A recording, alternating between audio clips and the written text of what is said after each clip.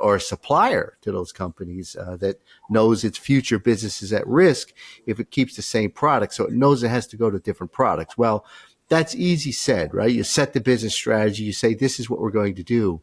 But shifting the organization, who's very used to bringing a certain type of product to market and just nailing it, product after product after product. And now all of a sudden they're dealing with a different product where it's a lot less known, less understood. When you get to value, right, your financials, you're actually maybe targeting towards something else, because if you don't ever get that mix shifted, you're going to have great financials for about 2 years and you're out of business. Welcome to Innovation Talks. Join us weekly as we discuss with distinguished industry guests how to refine and improve corporate innovation and new product development. Hosted by Paul Heller, Sopheon Chief Evangelist. Hello, everybody. Welcome back to the show. I hope you're having a great week. It's good to be talking to you again. My guest today is Gerard Ryan, and Gerard is located in Australia. And when I first got to know Gerard, he had started a company called Prodex, which he'll tell us a little bit about. Very successful company, consultancy in Australia.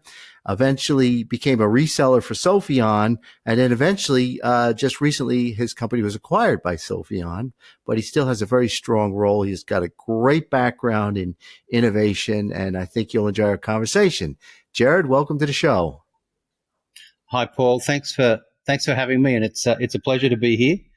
And I was just reflecting. I think it's something like 20 years ago that we met for the very first time. So, a long time of working together and a long time of working in this industry. Yeah. And so, obviously, people hear your accent. They know you're from Australia if they're good at that thing. And I've already said it. But where in Australia? Tell us where you're from. So I'm based in Brisbane, and unlike I think a lot of people, Americans tend to move around the world. Europeans seem to travel everywhere. I've lived in the same city all my life. So I'm based in Brisbane on the east coast of Australia. And I also have a little getaway place down in Byron Bay, which a lot of people right on the most easterly point of Australia. So it's a beautiful part of the world, and it's a great place to escape to. So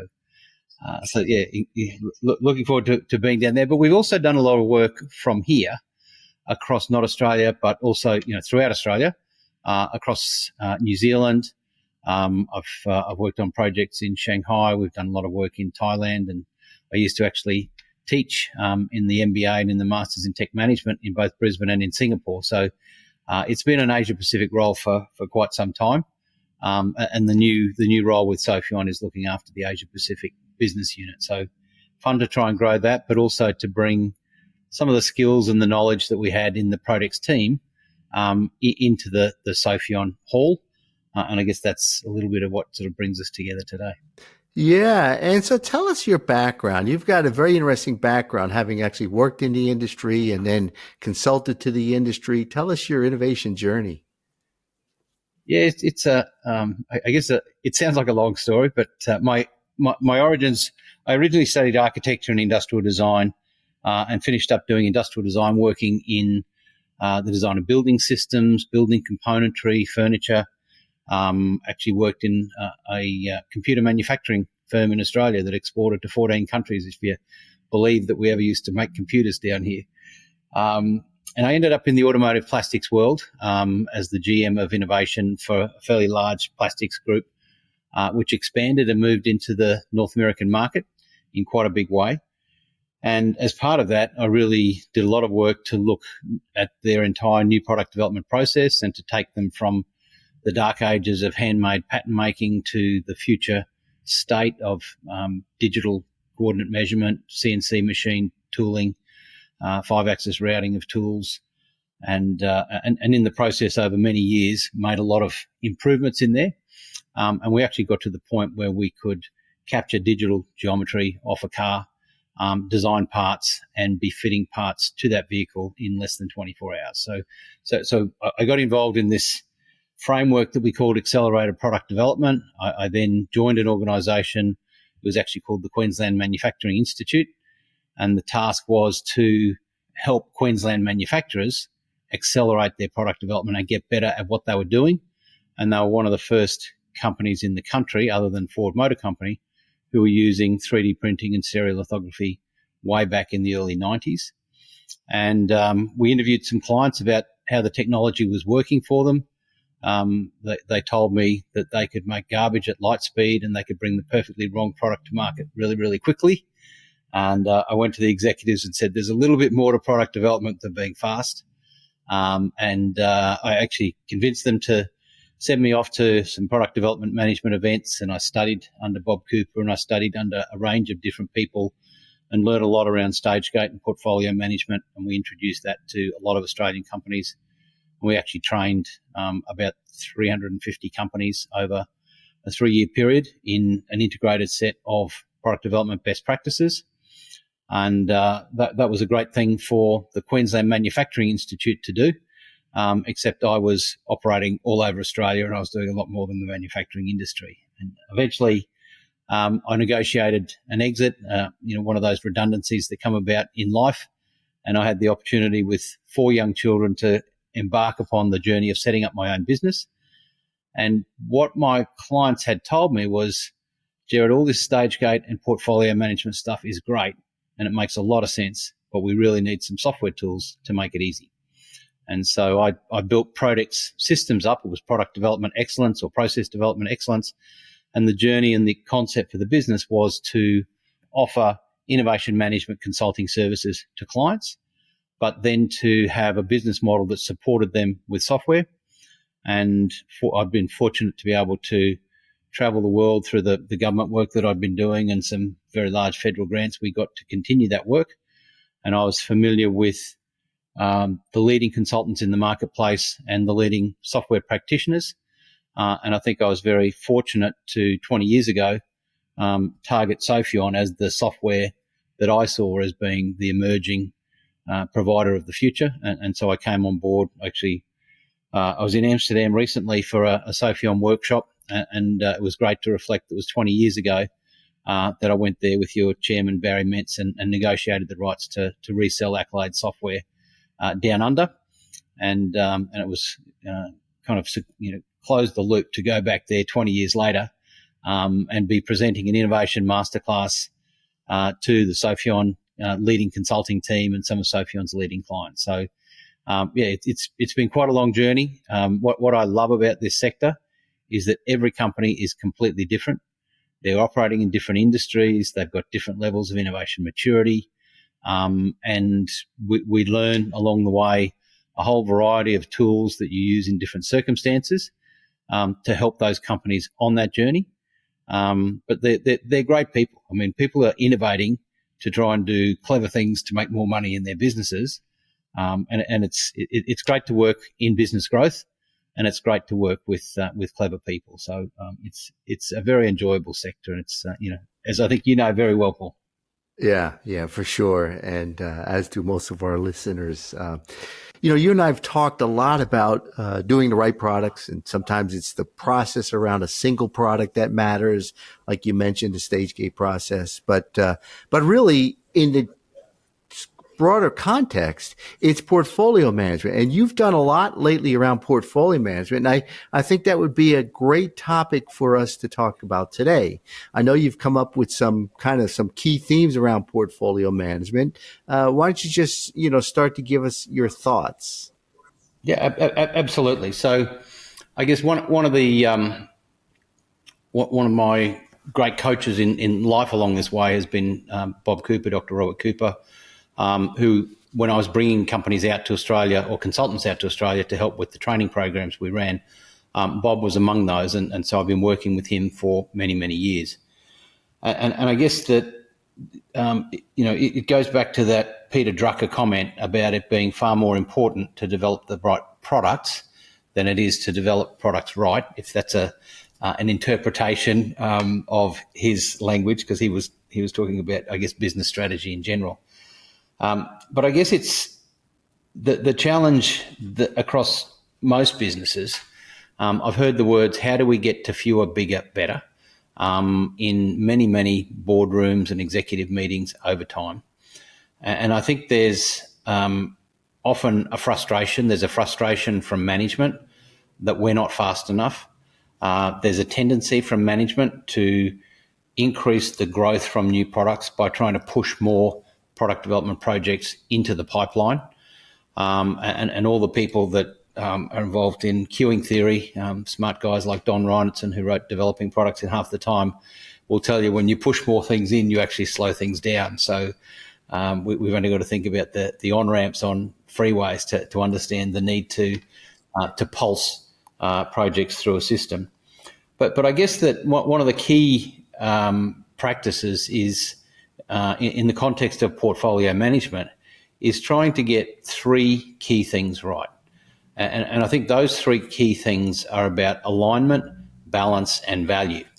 So those three things, A, B, and V, and if there was a simple takeaway from this conversation, that'd be a great little three-letter acronym to remember. And alignment is really about its fit with the business strategy. Is it really taking you where you want to be? And clearly you can unpack that innovation strategy in a host of different ways. Balance clearly links into that. And so balance can be what's the mix of our projects across different types. So we could have a client who's doing innovation across Australia and New Zealand. We could have a client that's doing innovation across a whole range of different categories. We could also be looking at the balance across what's the proportion of Horizon 1, Horizon 2 and Horizon 3 projects that we have in our portfolio. So balance is a very, very multi-dimensional word, and we really need to consider that in a lot of ways. And then obviously the last one is value, and everyone jumps immediately to business value. What's the highest year one incremental NSV? What's the highest EBIT on our projects? But we also use a framework that I call the dimensions of value, or the value lenses, and we talk about strategic value, customer value, and business value. And often when we end up with a client and a set of projects and we're trying to rank and prioritise projects, the first view that's often created is some form of simple Pareto chart with the highest business value project at the top, and ranked through with this very, very long tail and all of these much lower value projects at the bottom. And of course, there's an imperative to do the big value projects. But if you think about the analogy of too many projects and how do I get to fewer, bigger, better, what we want to have is some frameworks for tackling the tail of that long Pareto chart and challenging those projects and saying, are they really worth doing? And so bringing in another lens that looks at perhaps their strategic value and customer value as well as their business value, or considering their probability of technical and commercial success as well as their business value. Often these different lenses give us a framework that teases out the more attractive from the least attractive projects and aids in that decision-making process. So I think that those three dimensions, alignment, balance and value, kind of become the foundation of good and effective portfolio management.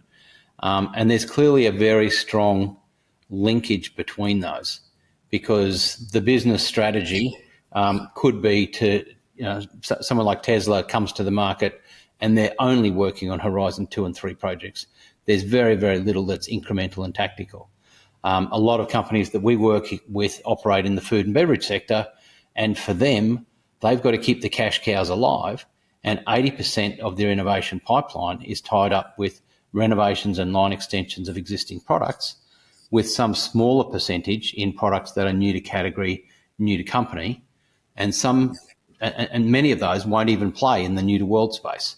So choosing and setting the portfolio targets and then linking your innovation strategy to your business strategy becomes a pivotal part of creating alignment between what's happening in the R&D, the innovation and the new product world, and what the business is seeking to do from a growth and governance perspective. I think that's, and I couldn't agree more. I like ABV, easy to remember. But, I'm thinking of companies that I've worked with that have a changing business strategy at the highest level. Could be a food company that wants to get maybe shifting to from one product type to another, maybe with the health, more healthy foods or what have you. Or it could be a company that's trying to shift its products maybe to be more sustainable, or as you said, I mean, a company that was, maybe a leader in automotive and all of a sudden needs to get to electrified vehicles, or a supplier to those companies that knows its future business is at risk if it keeps the same product. So it knows it has to go to different products. Well, that's easy said, right? You set the business strategy, you say, this is what we're going to do. But shifting the organization, who's very used to bringing a certain type of product to market and just nailing it, product after product after product, and now all of a sudden they're dealing with a different product where it's a lot less known, less understood.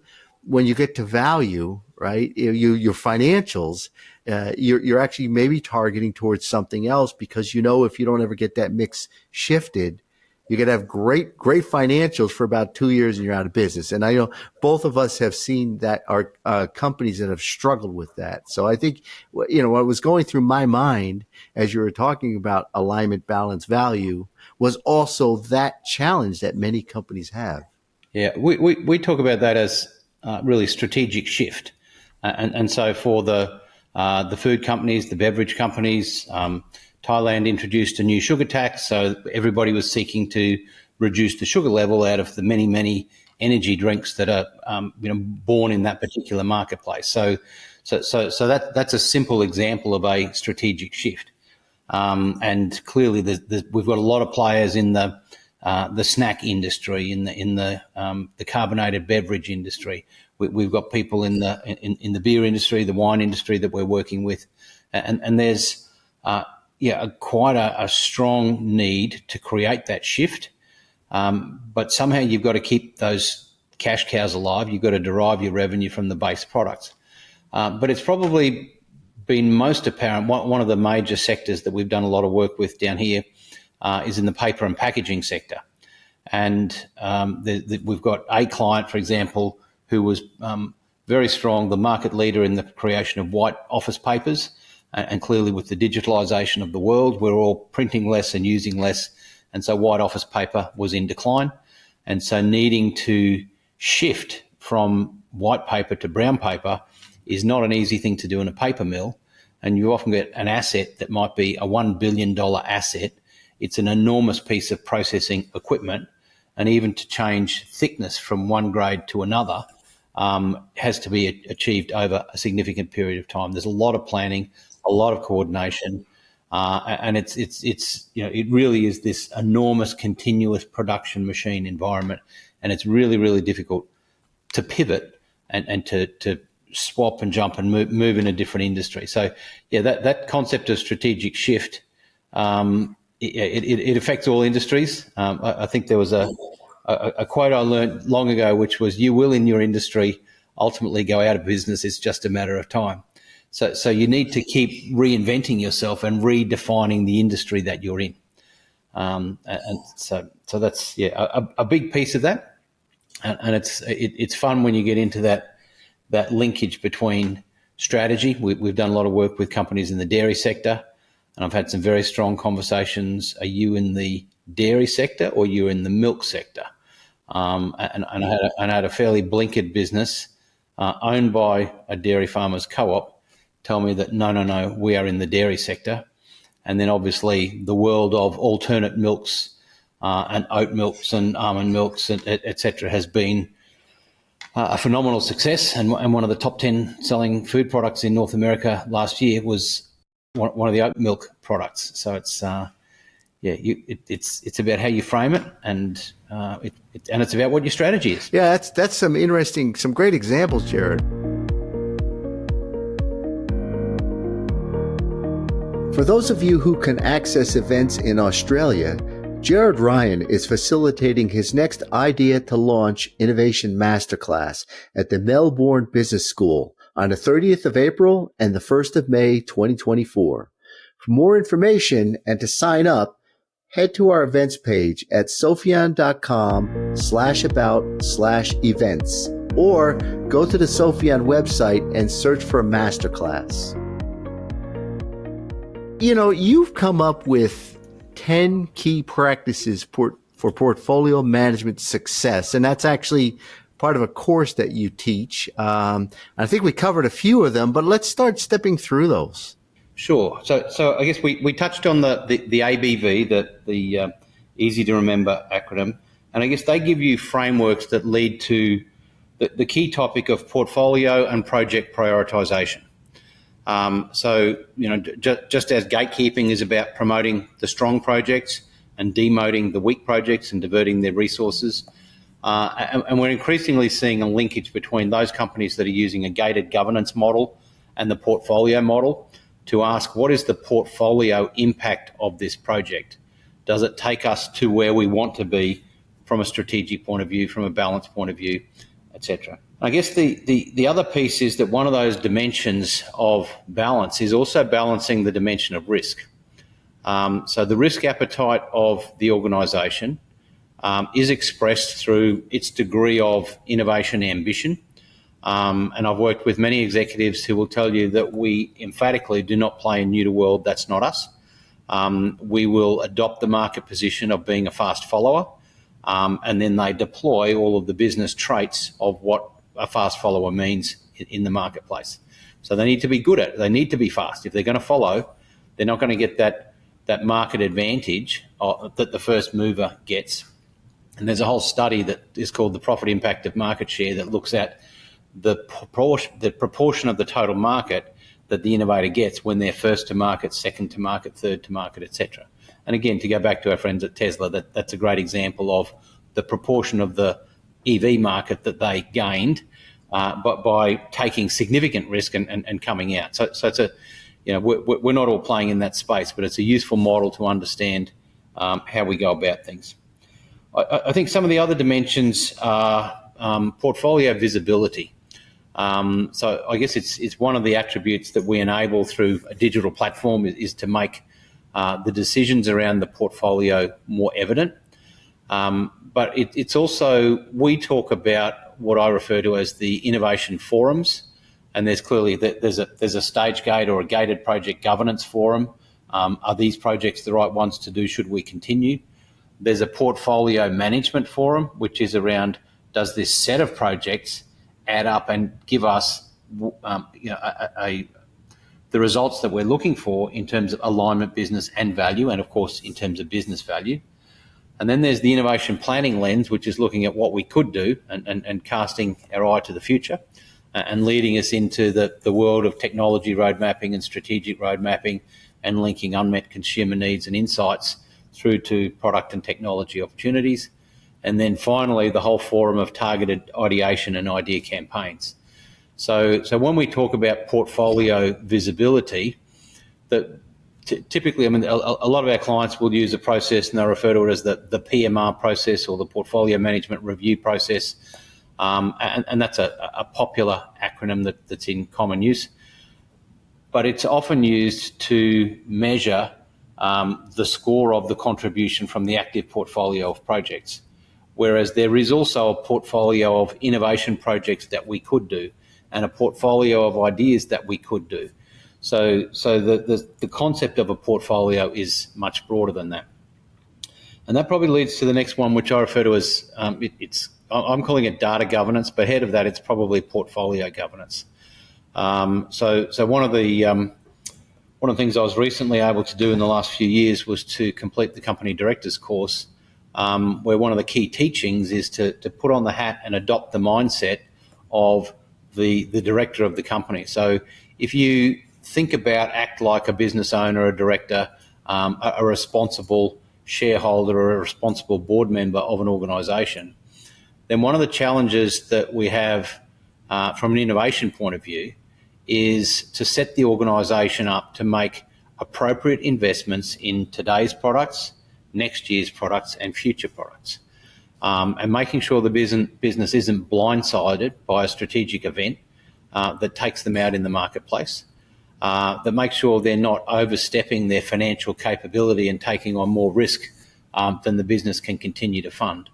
So that governance role plays very much into what we're doing. And in fact, we've kind of evolved the framework that we talk about and use the language systematic innovation governance. And some years ago, I was asked to present the keynote paper at a conference in the pulp and paper and packaging industry. And I asked for several weeks to reflect on it and to think about whether I could deliver value in that industry.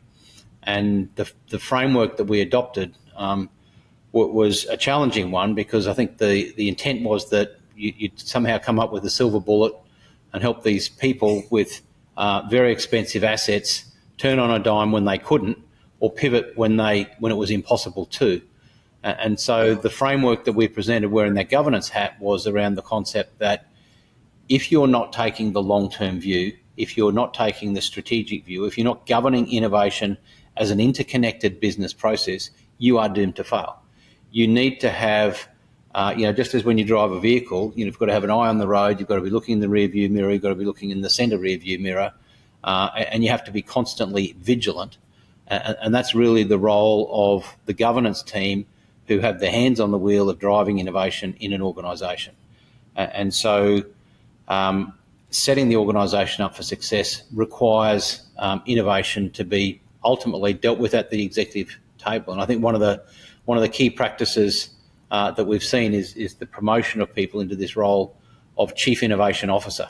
In fact, I had a meeting last year with Will, one of the executives at one of the major energy drinks companies in Thailand, and he a very nice Scottish guy, and he very proudly presented his new business card to me with the title of Chief Innovation Officer, which is a great sign that we take innovation very, very seriously, to the point where we actually give the innovation leader a role at the most senior executive team in this business, because you are the person most in charge of our future success as an organisation. So I diverted from the topic of data governance, but I think the concept of strategic governance is probably even more important. The data governance piece is simply when we pull information through digitally, and we present all sorts of information around, we're going to get 1.7 million return from this product, we're going to get 172 million from this overall portfolio of projects.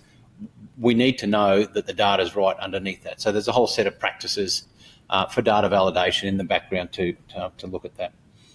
But probably one of the concepts to really focus on is the organisation, the people and the culture part of it. So my friend Bob Cooper talks about 3 cornerstones to success in new product development: innovation strategy, innovation process, and people and culture that drive organisational success. So the way in which organisations have a culture that supports innovation is really, really important. And so there are tools, and I think you've spoken with some people recently with tools for assessing innovation maturity, for assessing the innovation culture within organisations. So I think in terms of enabling portfolio management success, it needs to be a permissible conversation within the organisation at all levels. It needs to be structured in terms of the overall organisation structure, and I mentioned the role of the Chief Innovation Officer. Not every business has that particular role, but I know we go back into the early 90s when we all thought quality was improvement, and then people were, I was working in the automotive industry at the time, and there was a lot of pressure from Ford and other companies to deploy Q1 and Q101 and implement these quality management systems. And so the analogy there was, who thinks quality is important? And at events I was at, everyone put their hands up. Who has a quality manager inside their organisation? Everyone had their hands up. Who thinks product innovation is important? And who has a Chief Innovation Officer? So yeah, I don't want to be preachy about it, but there's certainly a role and an opportunity to strategically define the role and the contribution that innovation can make inside an organisation. And it's a lot more than ideation, and it's a lot more than stage gate, it's a lot more than portfolio management. It really is about the interconnection of a systematic framework of innovation governance initiatives and practices that are repeated and supported through the organisation over time to deliver and get those results. And one of the things you said as you were talking about in a little bit there was, and I really like this, you have to be constantly vigilant. And I think that's not enough attention to pay to that, because it can't be a set and forget kind of thing, because change is happening too fast. All over the place. It's just like we're hit from all directions on all these things coming in very fast. The pace keeps increasing. So I really like when you're thinking about portfolios and you're thinking about that strategic governance of the portfolios, that constantly vigilance. That was a good expression. I guess it's the role of management in whatever dimension it is, whether it's safety, organisational growth, merger and acquisition opportunities. And so too, innovation is one of those key roles that's there. But it is an area that is inherently full of risk.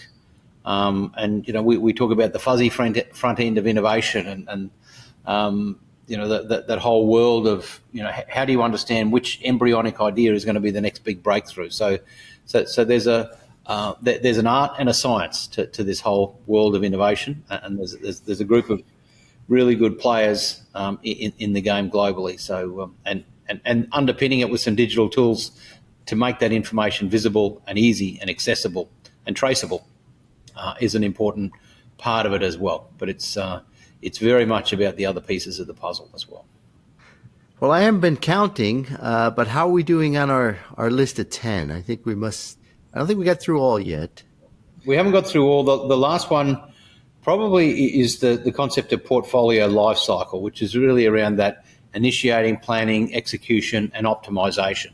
And I probably covered that a little bit with my governance story and my vigilance discussion. But it's around having a process. So most businesses engage in an annual strategic planning process. They'll break that down into a half-yearly process, and so it could be C1, H1, depending on how they go about that particular activity.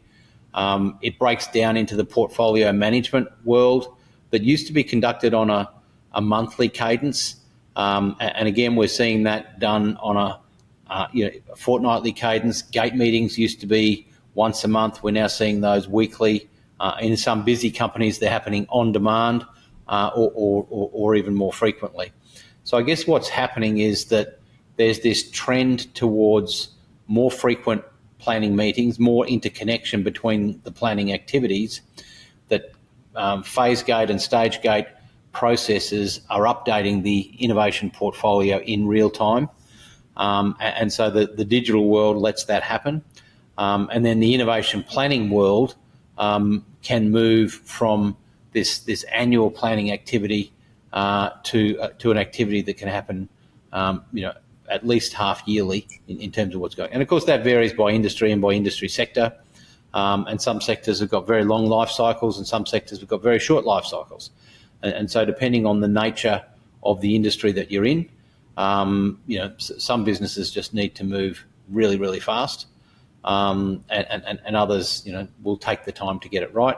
And I guess the good businesses probably have a mix of products in those portfolios, and sometimes they need to be fast and lightweight and nimble and agile and respond very, very quickly to get something to market, and other times they need to be really strategic and considered. And I guess that probably leads to one of the concepts we see in this world of project and portfolio prioritisation. So one of the things that we spoke about in our last conversation, but we're seeing recurrently, is this concept of how do we scorecard ideas and projects. And I think that the parting comment I'd probably make is that, just like a tradesman who comes to build a house for you or repair your car, there's no one tool that's right for every job. And so the concept, I've seen scorecards, and Bob Cooper's developed some great ones, and one we've seen recently that talks about strategic fit, and there are 6 other attributes that go into this particular scorecard. But I've got more than one client who's saying to me, why are we asking about the strategic fit of the project at gate 1 and gate 2 and gate 3, etc.? So we're revisiting that framework. And then when you reflect upon the fact that we said that perhaps in the consumer goods world, even in the chemical world, there's a high proportion of tactical innovation, renovations and line extensions to existing products. And so if we've already made the decision to play in those markets or to play in those product categories, we don't need to delve too much into the strategic fit question. But there are some other decision support frameworks that we've seen that work really, really well. And so one is called the Real Win-Worth model. So there's a Harvard professor, a guy by the name of George Day, who's written a great article about it, and he breaks it down and he takes those three concepts: is it real, can we win, and is it worth it, into two sub-questions in each of those categories. The methodology has been populated by 3M. We've used it in Asian clients where there's a tendency to step back and let the most senior Asian executive in the room take the decision. And we actually know that if we don't take the inputs from the cross-functional experts who are in the room, we'll sometimes make the wrong decision. And so we need to balance out risk using our cross-functional teams to bring those alternate perspectives from a marketing strategy, R&D, supply chain, safety, ops, etc. perspective. So Real Win-Worth is another, like ABV, Real Win-Worth is another very easy to remember acronym.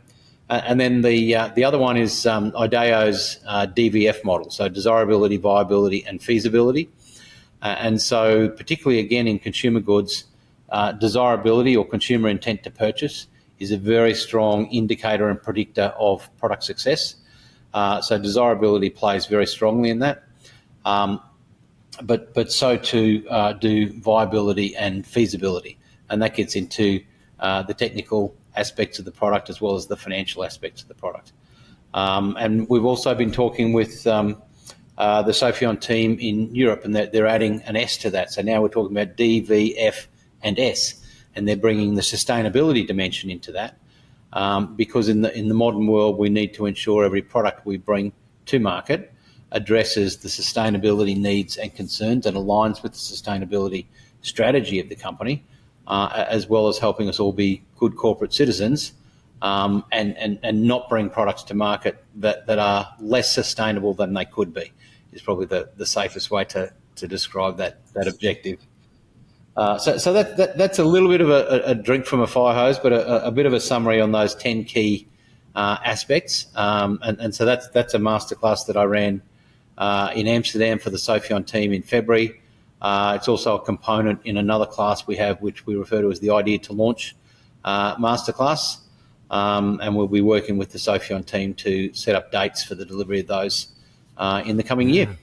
Wow, Gerard, that was a lot of ground covered in a short time. I know that you and I could probably talk a whole podcast episode on any one of those 10 dimensions or even more. But thanks for bringing it all together. You know, portfolio management, we have our annual conference where our customers get together and they share among each other. And we did one in Europe, we did one in America, and portfolio management was like one of the hottest topics.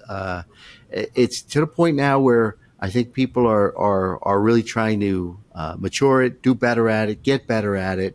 And so, it's just, I'm seeing it become more and more of a recognized discipline approach with some dedicated resource around it to actually do portfolio management. So it's fun times just to see this. So thanks again for sharing that with us. Absolutely, Paul. It's and I do think it does go back to that ABV framework: alignment, balance, and value. If you can think about those and the different lenses, it's a complex task, and it really is a case of looking at the portfolio through. I love the concept of lenses. Let's look at it with rose-coloured glasses, with bean counters, green glasses, and any other lenses that we might choose to bring to the table, because it's those alternate perspectives that help us, sift the good projects from the weak and take the organisation to where it needs to go. Yeah, great summary, Gerard. Well, if people want to kind of follow you or keep track of what you're doing or connect with you, what's the best way that they could do that? I'm on LinkedIn. My current role is I'm the Managing Director of Sopheon Asia Pacific. And I'm happy to take any email. So it's simply gerard.ryan at sopheon.com. Be very happy to hear from any of your listeners, customers, interested parties, Paul. Really, and also interesting to learn. So if somebody wants to challenge some of my ideas, I'd love to hear some better ones. So it's a learning journey, and I've been on this one for a while, but I think it's a time to share and reflect, but it's also a time to learn from our customers, learn from the people who are out there doing this on the coalface. And I think that's one of the things we try and do with these masterclasses is, we always set them up in such a way that the collective wisdom in the room is greater than the wisdom of any one person in the room. So let's tap into that collective wisdom, and that's a fun part of my role is being able to do that, because we usually know in the room somebody who's really good at some one aspect of that innovation governance model, and somebody else who's got something that they're really wanting to learn in that space. And so if we can make those connections, then we've just helped some people in a really good way. So happy to promote that way of working, and would love to hear from anybody.